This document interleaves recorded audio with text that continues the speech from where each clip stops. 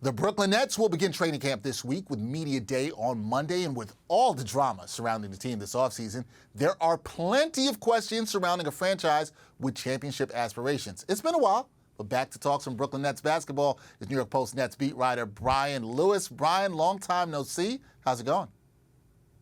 I've been good, man. How you been? I've been good. I'm excited. Basketball is back. We can actually talk some basketball again. Off-season's over. You might not be happy about that, but season is coming up really soon. So, Brian, what an offseason for the Nets, okay? Kyrie Irving didn't get a new contract.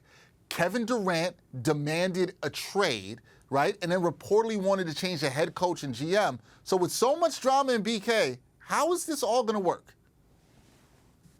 Well, first, I don't know that there's a guarantee that it will work. That's the first thing.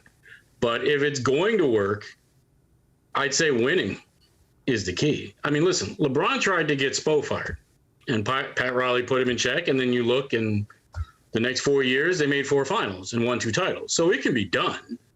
But I think the key is getting off to a hot start. If KD's playing 40 minutes and they're hovering around 500 2 months into the season, we could be right back where it started.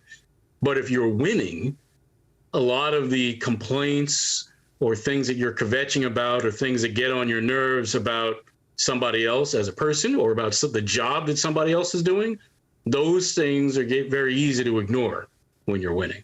Yeah, can be. Winning cures all, right? That's the thing you hear all the time in sports. Winning will cure all. Now, one of the players that could be looked at as a new addition for the Nets is Ben Simmons. He's been with Brooklyn since February, but he hasn't played in an NBA game since June of 2021. So what are you hearing about his return to the court, and what can Nets fans expect from him this season? Well, I mean, supposedly he's healthy. I've heard that from people in his camp. I've heard that from people in Brooklyn. I mean, he was getting a lot of treatment in LA even last season before he had surgery.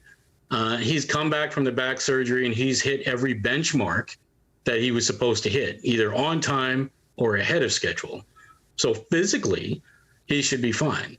Now, as far as where his headspace is, I can't answer that. I'm not even comfortable trying to talk about, another man's mental state. But again, like I said, physically, he's fine. It just remains to be seen now, where his headspace is and how mentally prepared to actually compete he is. We will have to see how Ben Simmons is when he hits the court, if he does hit the court. Now, looking at the roster, Brian, I would assume KD, Kyrie, and Simmons are penciled in as starters along with Nick Claxton as center. So who locks down the final starting spot on this roster? Well, that's a good one. I mean, you have a couple candidates.